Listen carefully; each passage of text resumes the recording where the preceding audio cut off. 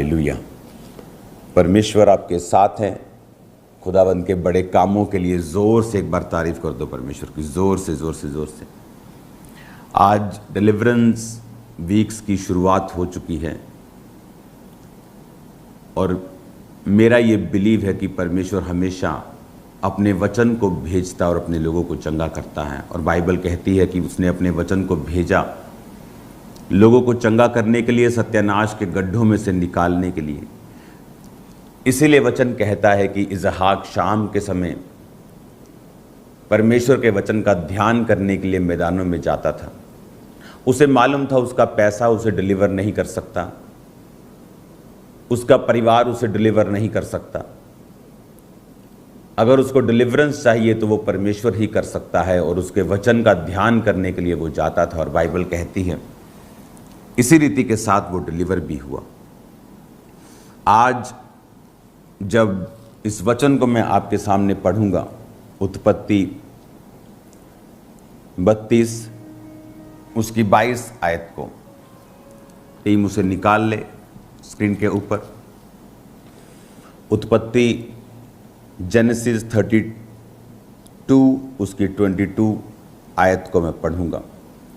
उसी रात वह उठा और दोनों स्त्री और दोनों दासी और 11 लड़कों को संग लेकर घाट से यब्बोक नदी के पार उतार दिया। और उसने उन नदी के पार उतार दिया वरन अपना सब कुछ पार उतार दिया। और याकूब आप अकेला रह गया और कोई पुरुष पाँव फटने तक उससे मल्ल युद्ध करता रहा। जब उसने देखा मैं याकूब पर प्रबल नहीं होता तो उसने उसकी जांघ की नस को छुआ, और याकूब की जांघ की नस उससे मल्ल युद्ध करते ही चढ़ गई। तब उसने कहा मुझे जाने दे क्योंकि भोर होने वाला है। याकूब ने कहा जब तक तू मुझे आशीर्वाद न दे तब तक मैं तुझे जाने ना दूंगा। उसने याकूब से पूछा तेरा नाम क्या है? उसने कहा याकूब। उसने कहा अब तेरा नाम याकूब नहीं परंतु इज़राइल होगा, क्योंकि परमेश्वर से और मनुष्यों से भी युद्ध करके तू प्रबल हुआ है। यहां पर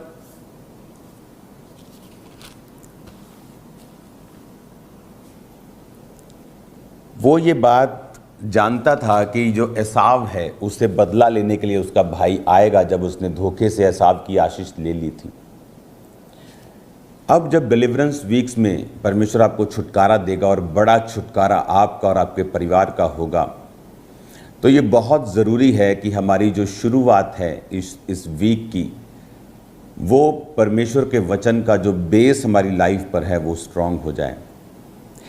और जब बेस स्ट्रांग होगा आप उस पर घर बना सकते हैं। अगर नींव कमज़ोर है आप उस पर घर नहीं बना सकते, लेकिन अगर नींव मजबूत है हम अपनी मर्जी का घर बना सकते हैं। अपनी मर्जी से ऊंचाई उसकी बढ़ा सकते हैं, मंजिलें डाल सकते हैं, स्ट्रांग कर सकते हैं, अच्छा इंटीरियर कर सकते हैं, मनपसंद बना सकते हैं अगर नींव मजबूत है तो ये दो वचन जो आज आपको मिलेंगे ये आपकी नींव होंगे इन डिलीवरेंस वीक्स के लिए। पहला हमने ये देखा कि याकूब, हम ऐसे व्यक्तियों को बाइबल में से पढ़ेंगे जिन्होंने परमेश्वर से बहुत बड़ा छुटकारा पाया है। यहाँ पर छुटकारा छोटा नहीं था। पहला छुटकारा था याकूब का, जब वो अपने भाई से भागा जाता था और उसने रास्ते में परमेश्वर का दर्शन पाया था और प्रभु से कहा था कि अगर आने जाने में तू मेरी रक्षा करे तो तू मेरा परमेश्वर होगा और मैं अपने जीवन का 10वां अंश तुझे दिया करूँगा। क्योंकि अब्राहम भी अपनी लाइफ में से परमेश्वर को अपनी कमाई का 10वां अंश देता था, इसहाक भी देता था। इसीलिए वचन कहता है कि जहाँ वो बोता था, चाहे वो अकाल के समय में भी, उत्पत्ति 26 की 1 से 3 और 12 और 13 आयत में अगर आप पढ़ेंगे तो आपको मालूम होगा कि परमेश्वर ने उसे अकाल के दिनों में भी, जब लोग भूखे मर रहे थे, एक देश में जो बोने का और जोतने का टाइम दिया और अग्रेस दिया और 100 गुना फल दिया। परमेश्वर ने उसे अकाल में फल दिया, लेकिन उसे अकाल में फल परमेश्वर ने हवा में नहीं दिया, उसे भी जोतना पड़ा, उसे भी बोना पड़ा। आज आपके देश की इकोनॉमी पे आपकी लाइफ डिपेंड नहीं करती है, बल्कि इस बात पे करती है कि आप परमेश्वर के वचन को कितना सीरियसली लेते हैं। इन दिनों में अब हम परमेश्वर के उन लोगों को पढ़ेंगे जिन्होंने परमेश्वर से एक बड़ा छुटकारा हासिल किया है, और हम ये भी देखेंगे कि उनकी लाइफ में उन्होंने क्या किया कि परमेश्वर ने उन्हें छुटकारा दिया है। याकूब की ज़िंदगी में गलतियां भी रही हैं, इसलिए उसे याकूब का मतलब धोखा देने वाला बोला गया। उसकी लाइफ में मिस्टेक्स भी रही हैं, उसकी लाइफ में कमियां भी रही हैं, लेकिन ऐसे कौन से दो वो चीज़ें थी याकूब की ज़िंदगी में जिसने याकूब को डिलीवर किया, याकूब को आज़ाद किया? ऐसी कौन सी दो चीज़ें थी? पहला था टाइथ। जब वो एसाव से भागा जा रहा था, उसने परमेश्वर से कहा था कि मैं अपने जीवन का दशवांश तुझे दिया करूँगा। दूसरा हमें उत्पत्ति 32 उसकी 22 में मिलता है कि प्रार्थना। वो एक प्रार्थना करने वाला व्यक्ति था। उसे मालूम था कि जब एक व्यक्ति प्रार्थना करता है यहोवा के आगे, तो परमेश्वर उसकी सुनता है और छुटकारा उसको फॉलो करता है। उसका भाई 400 बंदे लेकर उससे मिलने के लिए आ रहा था। कोई अपने भाई से 400 बंदे लेकर मिलने नहीं जाता। आप अपने रिश्तेदारों के घर 50 लोग लेके नहीं जाते, लेकिन जब किसी से लड़ने जाना हो तो फिर बंदे लेके जाते, कहता आ गया मैं बंदे लेके। वही बात थी, एसाव बंदे लेके, आदमी पुरुष के साथ 400 व्यक्ति, 400 बंदे। अगर आप उन्हें कुर्सी पे बिठाएंगे तो आपको मालूम होगा कि 400 इज टू मच। 400 लोग बहुत होते हैं। और वो 400 लोगों से के साथ अपने भाई से मिलने के लिए क्यों आएगा? उसका भाई जानता था वो ट्रबल में है, और इसीलिए बाइबल कहती है उसने अपनी सारी पत्नियों, बच्चों, सब को आगे करके अकेला पीछे रह गया। और क्या लिखा है वचन में? यीशु मसीह ने भी क्या कहा कि जब तू द्वार बंद करके, कुंडी लगा के अपने पिता से गुप्त में प्रार्थना करेगा तो तेरा पिता तुझे प्रतिफल देगा। जीसस ने भी ये कहा, याकूब भी ये बात जानता था, अब्राहम भी जानता था, वो प्रार्थना करता था, इसहाक भी जानता था, शाम को वो वचन का ध्यान करने और प्रार्थना करने के लिए जाया करता था। सो इस फैमिली में ये बात उनको मालूम थी, पावर मालूम थी, प्रार्थना की, उपवास की, बोने की पावर ये जानते थे। जब भी आपकी लाइफ में परमेश्वर ने छुटकारा आपको देना होगा, वो दो चीज़ों में आपकी अगुवाई करेगा। पहला उपवास सहित प्रार्थना करने में, और दूसरा बोने में। जब कभी आपकी लाइफ में ये दो चीज़ें पक्की हो जाएंगी, पहला बोना, दूसरा प्रार्थना, पहला प्रार्थना, दूसरा बोना, कभी वो आगे कभी वो आगे, लेकिन ये दो ऐसी चीज़ें हैं अगर ये आपकी लाइफ में नहीं हैं तो जो छुटकारा आपको फॉलो करना है वो कभी नहीं करता, क्योंकि शैतान आपको 100 बहाने देगा। इकोनॉमी मजबूत नहीं है, तुझे EMI भरनी है, तू सुबह काम पे जाना है, तो तेरा शरीर ठीक नहीं है तो थोड़ी रेस्ट कर ले, बहुत सी चीज़ें आपके साथ होंगी। शैतान मेनली इन दो चीज़ों को, उपवास सहित प्रार्थना और दूसरा बोना, इन दो चीज़ों को हमेशा एक बिलीवर की लाइफ में रोकने की कोशिश करता है, क्योंकि शैतान को भी मालूम है कि जब एक बिलीवर इन दो चीज़ों को फॉलो करता है, छुटकारा आना ही आना है। वो सूर्य के समान है, जैसे सुबह उठ के आप प्रार्थना नहीं करते कि सूर्य आए, आपको मालूम है कि सुबह सूर्य आना ही आना है। धरती घूम रही है तो उसने 24 घंटे में सूर्य ने फिर वापस आना है। उसी तरह से जो व्यक्ति प्रार्थना, उपवास के साथ और बोना, टाइथ को, ऑफरिंग्स को, भेंटों को, जो दो चीज़ें आपकी लाइफ में जो व्यक्ति फॉलो करता है, वो व्यक्ति छुटकारा लेता ही लेता है परमेश्वर से। सुबह के वचन को सुनना, किस किस छुटकारे को परमेश्वर के लोगों ने लिया प्रार्थना के साथ। शाऊल ने लिया, जब वो प्रार्थना कर रहा था, बाइबल कहती है परमेश्वर को हनन्याह को भेजना पड़ा कि वो उसके सिर पर हाथ रखे। हो सकता है शाऊल 10 साल अंधा रहता, 10 साल अंधा रहता, फिर एक दिन प्रार्थना करता और परमेश्वर का कोई दास, कोई प्रेरित उस पर हाथ रखता और वो हील हो जाता। लेकिन वो भी एक यहूदी था और प्रार्थना की पावर को और प्रार्थना के कवनेंट को, ये प्रार्थना एक सिंपल चीज नहीं है परमेश्वर के लोगों के लिए, ये एक कवनेंट है, ये एक वाचा है। जब हम परमेश्वर को पुकारते हैं वो अपने बच्चों को उत्तर देता है। बोना एक वाचा है कि जब हम बोने की वाचा में जाते हैं, दुनिया की कोई ताकत आपके फाइनेंस को ब्लेस होने से रोक नहीं सकती। हालेलुया। तो हमें ये बात बड़े ध्यान से समझनी है कि जब तक प्रार्थना, उपवास और बोना आपकी लाइफ में नहीं है, आपकी लाइफ की जो नींव है वो मजबूत नहीं है। बाइबल में लिखा, प्रभु यीशु मसीह एक जगह बैठ गए और सब लोगों को वो दान देते हुए देख रहे थे।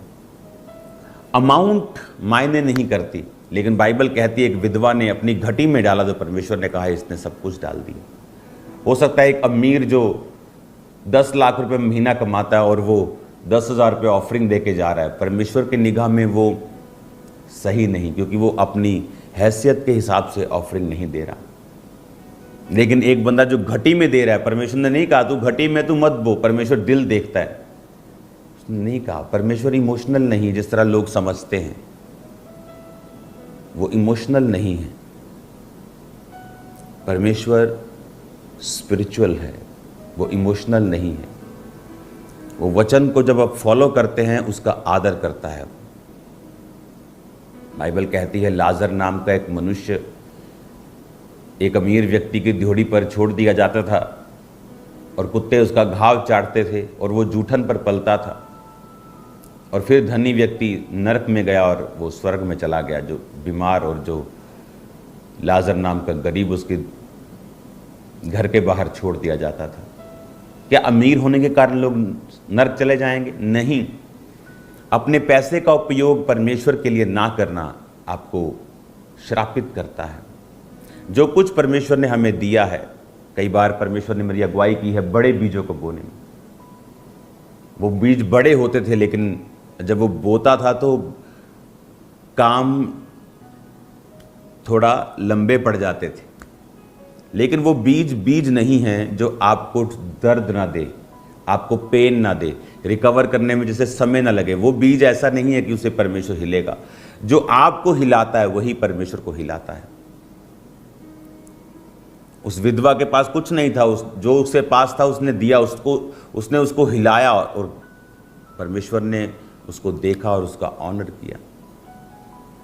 दो चीजें आप देखेंगे जिस व्यक्ति ने बड़ा छुटकारा बाइबल में पाया है। पहला, प्रार्थना करना, उपवास के साथ प्रार्थना प्रार्थना प्रार्थना। दूसरा, बोना। ये दो चीजें उनकी लाइफ में पक्की होंगी। हालेलुया। पहला प्रार्थना, दूसरा बोना। ये दो चीजें ऐसी ही हैं जो आपको फॉलो करती हैं। जब दो चीजें ऐसी हैं जिनको आप फॉलो करते तो डिलीवरेंस आपको फॉलो करती है। अगर आप डिलीवर होना चाहते हैं और ये दो चीजें आपकी लाइफ में नहीं हैं तो बड़ी मुश्किल है डिलीवरेंस। याद रखना, हर व्यक्ति की एक फाइट है। आप कुछ भी बिब्लिकल करेंगे, शैतान आपको फाइट देगा। आप बोना चाहेंगे वो फाइट करेगा, आप प्रार्थना करना चाहेंगे वो फाइट करेगा। क्यों गंदे ख्याल प्रार्थना करने से पहले ही आपके मन में आते हैं? क्यों शैतान प्रार्थना करने के दौरान ही आपके घरों में कलेश करने की कोशिश करता है? क्यों उपवास वाले दिन ही आपकी बेस्ट डिशेस बनती हैं और आपका पेट खराब होता है या आपको रोज़ा रखने का दिल नहीं रखता? क्यों? शैतान को मालूम है फास्टिंग, प्रेयर एंड सीड ये आपकी लाइफ में डिलीवरेंस को लेके आता है, और ये आएगी ही आएगी। शैतान को मालूम है कि वो कवनेंट है, वो वाचा है हमारे साथ परमेश्वर की। जब वाचा बन जाती है तो परमेश्वर आपको ब्लेस करता है। नहीं तो आप इमोशनल होकर प्रार्थना करते जाएंगे और कुछ नहीं होगा, क्योंकि परमेश्वर अपने वचन का आदर करता है। आप कितने दुखी हैं इस हिसाब से वो आपको हील नहीं करता। उसने कभी नहीं कहा ओ तू इतने सालों से अंधा है, आप तुझे हील करूं। परमेश्वर ने कहा तेरे विश्वास ने तुझे चंगा किया। या फिर से पाप मत करना, मेरे साथ जुड़ जाना, प्रार्थना करना। मैं आपको विश्वास में छोड़ता हूं और बिलीव करता हूं कि आप फास्टिंग, प्रेयर के साथ एक दूसरे को माफ़ करते हुए, बहुत लोगों से मिस्टेक्स हो जाती हैं, गलतियां हो जाती हैं। इसलिए वचन में लिखा है कि जब तू परमेश्वर के सामने जाए तो बोलने में उतावली मत करना। ऐसा ना हो कि कोई श्राप तुझ पर आए और तू परमेश्वर के सामने दोषी ठहरे। लेकिन फिर भी परमेश्वर जो है वो माफ़ करने वाला परमेश्वर है, और हमें भी वो माफ़ करना सिखाता है अपने गुनहगारों को, उन लोगों ने जिन्होंने मूर्खता की है उनको भी। क्योंकि बिना माफ़ी आप प्रार्थना में बैठेंगे तो काम नहीं होगा। आपको अपने मन को रिलीज़ करना होगा, अपनी स्पिरिट को हल्का करना होगा, माफ़ करना होगा, साफ़ होना होगा, सब कड़वाहट निकालनी होगी। जो लोग आपके खिलाफ जो मूर्खताई जिन्होंने की उनको भी आपको माफ़ करना होगा और आगे बढ़ना होगा। प्यार करना होगा, प्रेयर करनी होगी, बोना होगा, छुटकारा आपका हिस्सा होगा। हालेलुया।